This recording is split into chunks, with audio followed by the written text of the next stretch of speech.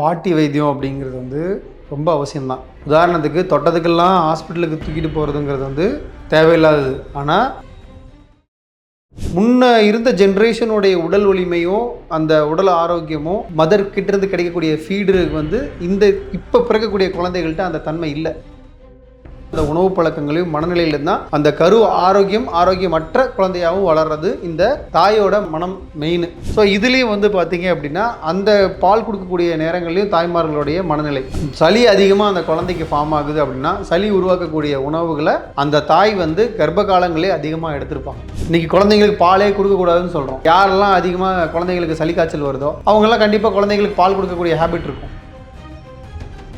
இப்போ குழந்தைங்களை பொறுத்த அளவுக்கு கை வைத்தியங்கள்ன்றது பண்ணலாமா இல்லை பண்ணவே கூடாது? தாராளமாக பண்ணலாம். சிறு குழந்தைகளாக இருக்காங்க, ஒரு வயசுக்குள்ள இருக்கிற குழந்தைங்களுக்கு கை வைத்தியம் பண்ணுறது அப்படிங்கிறது ரொம்ப கொஞ்சம் இன்னைக்கு இருக்கக்கூடிய காலகட்டங்களில் அதை ஏற்றுக்கக்கூடிய அளவில் குழந்தைகளுடைய உடல் ஆரோக்கியம் இல்லை.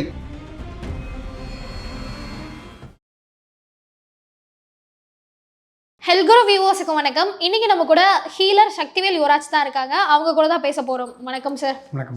8 மாத குழந்தைக்கு சளி அதிகமாக இருந்துச்சுன்னு சொல்லிட்டு அவங்க வீட்டில் இருந்தவங்க தைலம் இந்த கற்பூரம் எல்லாம் போட்டால் சளி சரியாயிடும்னு சொல்லி போட்டிருக்காங்க. அதில் மூச்சு திணறி அந்த குழந்தை இறந்தே போயிடுச்சு சார். இந்த மாதிரியெல்லாம் பண்ணால் உயிரிழப்பு கூட ஏற்படுமா சார்? இல்லை, இன்றைக்கி பாட்டி வைத்தியம் அப்படிங்கிறது ரொம்ப அவசியம்தான். உதாரணத்துக்கு தொட்டதுக்கெல்லாம் ஹாஸ்பிட்டலுக்கு தூக்கிட்டு போகிறதுங்கிறது தேவையில்லாதது. ஆனால் அதுக்குன்னு ஹாஸ்பிட்டல் எமர்ஜென்சிங்கிற டயத்தில் ஹாஸ்பிட்டலுக்கு போகாமல் இருக்கிறதும் தவறு. அதாவது கை வைத்தியத்தோட முழுமையான புரிதல் இல்லாமல் இருக்கிறது எந்த அளவுக்கு தவறோ, எமர்ஜென்சி டைம்லையாவது கண்டிப்பாக ஹாஸ்பிட்டலுக்கு கொண்டு போகாமல் இருக்கிறதுங்கிறது அவங்க செய்கிற தவறு தான். ஓகேங்களா? இப்போ என்னென்னா முன்ன இருந்த ஜென்ரேஷனுடைய உடல் வலிமையோ அந்த உடல் ஆரோக்கியமோ மதர் கிட்டேருந்து கிடைக்கக்கூடிய ஃபீடு இந்த இப்போ பிறக்கக்கூடிய குழந்தைகள்கிட்ட அந்த தன்மை இல்லை. போன ஜென்ரேஷனுடைய மரபு வாழ்க்கை ஒரு தடவை இப்போ நம்ம 90s கிட்ஸ் நாங்கள்லாம் 90s கிட்ஸு கிடைச்ச அந்த வாழ்வியல் வாழ்க்கை இதெல்லாமே இன்றைக்கி இருக்கக்கூடிய 2K கிட்ஸு கிட்ட இருக்கா அந்த ஹெல்த்து அந்த இருக்கா அப்படின்னா இல்லை. அப்படிங்கிறப்ப எங்களுக்கே எங்களுடைய பெற்றோர்கள் குழந்தை பருவத்தில் இருந்த ஆரோக்கியம் எங்கள் ஏஜில் இருக்கக்கூடிய ஆரோக்கியம் எங்ககிட்ட இல்லை. ஆமாம். அப்படிங்கிறப்ப இப்போ 2-3 ஜென்ரேஷனாக என்ன ஆயிடுச்சுன்னா உணவு கலப்படம் வாழ்வியல் சரியில்லாததுனாலையும் இங்கே மன உளைச்சல் தேவைகள் அதிகரிக்கிறதுனாலையும் என்ன ஆகிடுதுன்னா உடல் மனம் எல்லாமே கெட்டு போனதுனால அடுத்து வர தலைமுறையினருக்கு அந்த எனர்ஜிங்கிறது ரொம்ப குறைஞ்சிக்கிட்டு இருக்கு. கை மருத்துவம் ரொம்ப அவசியமான விஷயம். ஆனால் அந்த கை மருத்துவத்தினுடைய புரிதல் இல்லாமல் இருக்கிறது மிகப்பெரிய தவறு. குழந்தைக்கு ஏன் அந்த மாதிரியான சளி பிரச்சனை இருக்குது அப்படின்னா அதுக்கு முதல்ல சில காரணங்கள் சொல்லிடுறேன். அதாவது தாம்பத்தியம் இருக்கு இல்லையா, தாம்பத்தியத்திலேருந்து குழந்தை உருவானதுலேருந்து அந்த குழந்தை டெலிவரி ஆகிற வரைக்கும் இந்த தாய்மார்களுடைய மனநிலை இருக்குது பார்த்தீங்களா, இதுதான் அந்த குழந்தையோடைய அந்த கருவழுக்கும் போது அந்த கிடைக்கக்கூடிய அந்த சக்திங்கிறது அந்த உணவு பழக்கங்களையும் மனநிலையில தான் அந்த கரு ஆரோக்கியமற்ற குழந்தையாகவும் வளர்றது இந்த தாயோட மனம் மெயின். அப்புறம் அவங்க சாப்பிட்ற உணவு ரைட்டா. அடுத்தது டெலிவரிக்கு அப்புறம் தாயோட மனநிலை தான் தாய் குழந்தைக்கு பால் வேணுங்கிற அந்த ஒரு பூரிப்பில் கொடுக்கும்போது தான் அந்த பாலே சுரக்கும். பால் சுரக்கிறதுங்கிறதுக்கு குழந்தைக்கு உணவு கொடுக்கணும். அந்த அம்மாவுக்கும் குழந்தைக்கு உண்டான அந்த பாண்டிங் அது நம்மளால் சொல்லி புரிய வைக்க முடியாது. அது அவங்களுக்கும் அந்த குழந்தைக்கு உண்டான அந்த ஒரு கனெக்டிவிட்டியே அந்த பால் கொடுக்கறதுல இருக்குது. ஸோ அந்த பூரிப்பான விஷயங்கள். ஸோ இதுலேயும் பார்த்தீங்க அப்படின்னா அந்த பால் கொடுக்கக்கூடிய நேரங்கள்லையும் தாய்மார்களுடைய மனநிலை அந்த குழந்தை பிறந்ததுக்கப்புறம் அவங்க கடைபிடிக்கக்கூடிய உணவு பழக்க வழக்கங்கள் லைஃப் ஸ்டைல் இது எல்லாமே இருக்குது. அப்போது சளி அதிகமாக அந்த குழந்தைக்கு ஃபார்ம் ஆகுது அப்படின்னா சளி உருவாக்கக்கூடிய உணவுகளை அந்த தாய் கர்ப்ப காலங்களே அதிகமாக எடுத்திருப்பாங்க. ஒன்று கலப்படமான உணவுகளாகட்டும், இல்லை ஸ்நாக்ஸ் ஐட்டம், ஜங்க் ஃபுட்ஸு இந்த மாதிரியான ஐட்டம்ஸ் எல்லாம் சாப்பிட்றது மூலியமாகவும் வரும்.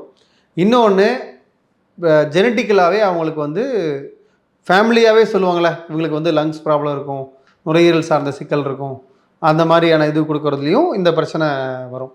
அடுத்தது இந்த மாதிரி சளி ஏற்படும் போது கை வைத்தியம் பண்ணுறதன் மூலியமாக என்ன ஆகுதுன்னா சின்ன உபாதைகளுக்கு இன்றைக்கி இருக்கக்கூடிய குழந்தைகளுக்கு சின்ன உபாதைகளுக்கு கை வைத்தியம் பண்ணலாம். ஆனால் பெரிய உபாதைகளாக வரும்போது கை வைத்தியம் கொடுத்து செட் ஆகலை அப்படின்னு நமக்கு ஒரு ஃபீல் கிடச்சிருச்சு அப்படின்னா இமீடியட்டாக ஹாஸ்பிட்டலுக்கு கூப்பிட்டு போகிறது தான் பெஸ்ட்டு. ஏன்னா இந்த உடல் மருந்துக்குன்னே பழகிருச்சு. இப்போ நம்ம அப்பாவோட ஜென்ரேஷன்லாம் பெருசாக சளி காய்ச்சலுக்கு மருந்து மாத்திரைகள் சாப்பிட்ருக்க மாட்டாங்க, ஊசிகள் போட்டிருக்க மாட்டாங்க. ஆனால் நம்ம அப்படி கிடையாது.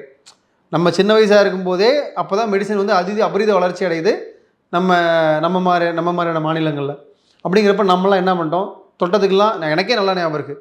10th முடிக்கிறேன், 12th முடிச்சிட்டேன், காலேஜ் போகிறேன் அப்படின்னா, வீட்டுக்கு வரேன் அப்படின்னா, ஹாஸ்டல் வீட்டுக்கு வரேன்னா கண்டிப்பாக வீட்டுக்கு சளி காய்ச்சலோடு தான் வருவேன். எங்கள் அப்பா கரெக்டாக வண்டி வச்சு ரெடியாக இருப்பார். பஸ் விட்டு இறங்கினோடனே கூட்டு போய் ஹாஸ்பிட்டலுக்கு போய்ட்டு ஊசி போட்டு வீட்டில் கொண்டு விட்டுட்டு அப்புறம் அடுத்த நாள் நார்மல் ஆகிடும். அடுத்த நாள் இப்படி நம்ம உடம்பு வந்து மருந்துக்குன்னே பழகிடுச்சு. இப்போ நம்மக்கிட்ட இருந்து ஒரு குழந்தை ஒரு ஃபார்ம் ஆகி வராங்க அப்படின்னா அவங்களுடைய ஆரோக்கியம் எந்த லெவலில் இருக்கும். ஸோ அதெல்லாம் நம்ம மைண்டில் வச்சுக்கணும். கை வைத்தியம் பார்த்து செட் ஆகலைன்னா உடனே அவங்கள வந்து ஹாஸ்பிட்டலைசேஷன் பண்ணுறது தான் பெஸ்ட்டு. அடுத்தது என்ன பார்த்தீங்கன்னா, அதுக்குன்னு எல்லாத்துக்குமே ஹாஸ்பிட்டல் பண்ணணுங்கிற அவசியம் கிடையாது. உணவு பழக்க வழக்கங்களை ரொம்ப ரொம்ப மாற்றம் கொண்டு வரது ரொம்ப அவசியம். இன்னொன்று வந்து மருத்துவத்தை பற்றின புரிதல் இருக்கிறது ரொம்ப அவசியம். எந்த நேரத்தில் கை வைத்தியம் கொடுக்கணும், எந்த நேரத்தில் கை வைத்தியம் கொடுக்கக்கூடாதுன்னு ஒரு விஷயம் இருக்குது. ஸோ அதெல்லாம் ஒரு பெரிய சப்ஜெக்ட், ஓகேங்களா? அப்போது என்ன அப்படின்னா, நமக்கு விழிப்புணர்வோடு இருக்கிறது ரொம்ப முக்கியம். இதுவுமே எனக்கு நாலேஜே இல்லை, எனக்கு 0 நாலேஜ், கை வைத்தியத்து பக்கமும் நாலேஜ் கிடையாது, ஹாஸ்பிட்டல் நாலேஜும் கிடையாது அப்படின்னா பெட்டர் ஹாஸ்பிட்டல் தான் பெஸ்ட்டு. சார், இந்த கை வைத்தியத்துடைய சாதகம் பாதகம் பற்றி கொஞ்சம் சொல்கிறீங்களா சார்? ஏன்னா நிறைய பேருக்கு வந்து எது கரெக்டு எது தப்புனே தெரியாது. சில பேர் வந்து பாட்டி சொல்கிறாங்க பண்ணலாம், அம்மா சொல்கிறாங்க இதை பண்ணலாம் அப்படின்னு. இல்லை, கரெக்டு தான் நீங்கள் சொன்னது ஒன்று தான். என்னென்னா பாட்டிங்க சொல்கிறாங்க இப்போ கரெக்டு அப்படின்னா, அன்றைக்கி பாட்டிகளுடைய இருந்த உடல் வலிமை, உடல் பலம், அன்றைக்கி இருந்த குழந்தைகளுடைய உடல் பலம் எப்படி? இன்றைக்கி குழந்தைங்களுக்கு பாலே கொடுக்கக்கூடாதுன்னு சொல்கிறோம். பால் குடித்தா குழந்தைங்களுக்கு யாரெல்லாம் அதிகமாக குழந்தைங்களுக்கு சளி காய்ச்சல் வருதோ அவங்கெல்லாம் கண்டிப்பாக குழந்தைங்களுக்கு பால் கொடுக்கக்கூடிய ஹேபிட் இருக்கும். அப்போ அந்த பாலுங்கிறதே உடம்புக்கு கெடுதல் தான். அன்றைக்கி இருந்த மாட்டுப்பால் வேறு, அன்றைக்கி இருந்தது எல்லாமே நாட்டு மாடுகள், இன்றைக்கி இருக்கிறது எல்லாமே கலப்படமாக வெளிநாட்டிலேருந்து இறக்குமதி செய்யப்பட்ட மாடுகள். நம்ம உள்ளூரில் விளையிற எப்பவுமே நாட்டு கொத்தமல்லிக்கும் நாட்டு தக்காளிக்கும் ஹைபிரிட் கொத்தமல்லிக்கும் ஹைபிரிட் தக்காளிக்கு வித்தியாசம் இருக்கா இல்லையா? நாட்டு கொத்தமல்லியோட டேஸ்ட் வந்து ஹைபிரிட் கொத்தமல்லியில் கிடைக்குமா? கிடைக்காது. நாட்டு தக்காளியோட டேஸ்ட் வந்து ஹைபிரிட் தக்காளியில் கிடைக்குதா? கிடைக்காது. அப்போது நம்ம ஊரில் விளைஞ்ச நாட்டு பசுவோட மாட்டோட பாலுங்கிறது வேற, வெளிநாடுகள்லேருந்து இறக்குமதி பண்ணப்பட்ட மாடு மாதிரியான பாலுங்கிறது வேற. மாட்டுப்பாலுக்கும் மாட்டுப்பால் மாதிரிக்கும் வித்தியாசம் இருக்குல்ல? இருக்கு சார். சங்க இலக்கியங்களே சொல்லுவாங்க, பால் குடித்து இறங்கும் குழந்தை இறந்ததுங்கிற பாடல் சங்க இலக்கியங்கள்ல இருக்கு. பாலுங்கிறது அந்த காலத்திலே கொடுக்க வேணாம் தான் சொல்கிறாங்க. இன்றைக்குமே டாக்டர்ஸ் என்ன சொல்கிறாங்க, போனால் குழந்தைங்களுக்கு பால் கொடுக்காதீங்க. நிறைய டாக்டர்ஸ் ரெக்கமெண்ட் பண்ணுறாங்க, குழந்தைங்களுக்கு பால் கொடுக்க வேணாங்கிறாங்க, குழந்தைங்களுக்கு நிறைய பிரச்சனை வருதுங்கிறாங்க. ஆனால் அதையும் மீறி பெற்றோர்கள் வந்து பால் கொடுக்கணும், ஏன்னா ஈஸியாக போயிடுது. பால் கொடுத்து குடிச்சிட்டாங்கன்னா அவங்களுக்கு வேறு பேரண்ட்ஸ் சுமை குறையுதுங்கிறத பார்க்குறாங்க. அதனால தான் இங்கே இருக்கிற பிரச்சனையே. பாலை வந்து கொடுக்கறது நிறுத்திடணும். ரெண்டாவது, இந்த சளி சார்ந்த விஷயங்களுக்கு மிளகு கஷாயம் இந்த மாதிரியான போடுறது பெஸ்ட்டு. ஆனால் சிறு குழந்தைகளாக இருக்காங்க, 1 வயசுக்குள்ள இருக்கிற குழந்தைங்களுக்கு கை வைத்தியம் பண்ணுறது அப்படிங்கிறது வந்து ரொம்ப ரொம்ப கொஞ்சம் இன்றைக்கி இருக்கக்கூடிய காலகட்டங்களில் அதை ஏற்றுக்கக்கூடிய அளவில் குழந்தைகளுடைய உடல் ஆரோக்கியம் இல்லை. புரிஞ்சுதுங்களா நான் என்ன சொல்ல வரேன்னு? கை வைத்தியங்கள் செய்கிற அளவுக்கு இன்றைக்கி இருக்கக்கூடிய குழந்தைகளுடைய உடல் ஆரோக்கியம் இல்லை. அதுதான் உண்மை. அதுவும் சிட்டி மாதிரியான இடங்களில் பொல்யூஷன் அதிகம். இங்கே சாயில் கண்டாமினேஷன், வாட்டர் கண்டாமினேஷன், ஏர் கண்டாமினேஷன் எல்லாமே இருக்குங்கிறப்ப இங்கே இருக்கக்கூடிய குழந்தைகளுடைய உடல் ஆரோக்கியம் இயல்பாகவே அந்த உடலுடைய ஆரோக்கியம் குன்றி தான் அவங்க பிறப்பாங்க. அந்த இயற்கையான இதே வந்து வெளியூர்களில் கிராமங்கள் இருக்கக்கூடிய குழந்தைகளுடைய உடல் ஆரோக்கியங்கிறது வேறு, நகர்ப்புறங்கள் சார்ந்து வாழக்கூடிய குழந்தைகளுடைய ஆரோக்கியம் அதனோட தன்மைங்கிறது வேறு. இது காமனாகவே அடிப்படையாகவே பேசிக்காக யாரை கேட்டாலும் ஆமான்னு தான் சொல்லுவாங்க. ஸோ இயற்கை காற்றோட்டங்களுடைய பசுமை சார்ந்த இடங்களில் ஒரு குழந்தை வளருது அப்படின்னா அவங்களுடைய நுரையீரலுடைய பலம், சிறுநீரகத்துடைய பலம், செரிமானத்துடைய பலம் வேறு. நகர்ப்புறங்களில் கலப்படமான உணவுகள் சாப்பிட்டு அங்கிருந்து ஒரு குழந்தை வந்து உருவாகி வருதாங்கன்னா அவங்களுடைய உடல் பலம், அவங்களோட தன்மைங்கிறது, அவங்களோட வீரியங்கிறது வேறு மாதிரி இருக்கும். ஓகே சார், இப்போது சின்ன குழந்தைக்கெல்லாம் சளி பிடிச்சிருச்சு அப்படின்னா வெத்தலையில் விக்ஸை தடவி வாட்டி விட்டுங்க சளி சரியாயிடும் அப்படின்ற மாதிரி சொல்லுவாங்க. வெத்தலையில் விக்ஸ் தடவி நெருப்பில் வாட்டி நெஞ்சில் ஒட்டுங்க சளி சரியாயிடும் அப்படின்னு சொல்லுவாங்க. அப்புறம் இன்னொன்று கேள்விப்பட்டிருக்கேன், என்னன்னா கொடாய் தைலம்லாம் போட்டு மேலே போடுவாங்க. இந்த தைலம்லாம் போட்டு இது பண்ணுவாங்க, ஆவி பிடிக்க வைப்பாங்க. ஆவி பிடிச்சா கூட ஓரளவுக்கு ஓகேவா இருக்கும் சார். ஆனால் இந்த மாதிரி சொல்கிறதெல்லாம் எப்படி சார் கரெக்ட் ஆகும்? இப்போ வெத்தலையில் வாட்டி வைக்கிறதுங்கிறது வந்து ரொம்ப நல்லது தான், ரைட்டுங்களா? இப்போ என்ன இங்கே நடந்த தவறு என்ன அப்படின்னா, நோயோட தீவிரத்தை தெரியாமல் கை வைத்தியம் பண்ணது தான் இங்கே தவறு.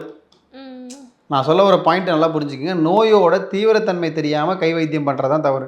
நம்ம கை வைத்தியம் பண்ணுறோம், அது கேட்கல அப்படின்னா அது வந்து கை வைத்தியத்துக்கான அளவில் இருக்கக்கூடிய நோய் அல்ல, அது முற்றி நிலையில் இருக்கக்கூடிய நோய். முற்றி நிலையில் இருக்கக்கூடிய நோய்க்கு எப்படி கை வைத்தியம் செட் ஆகும்? கரெக்ட், புரியுதுங்களா? முற்றி நிலையில் இருக்கக்கூடிய நோய்க்கு மருத்துவம் தானே தேவை, கை வைத்தியம் தேவையில்லை. இல்லை, அப்போது அவங்களுக்கு மருத்துவம், அந்த குழந்தைக்கு மருத்துவம் தான் எடுத்துருக்கணும்.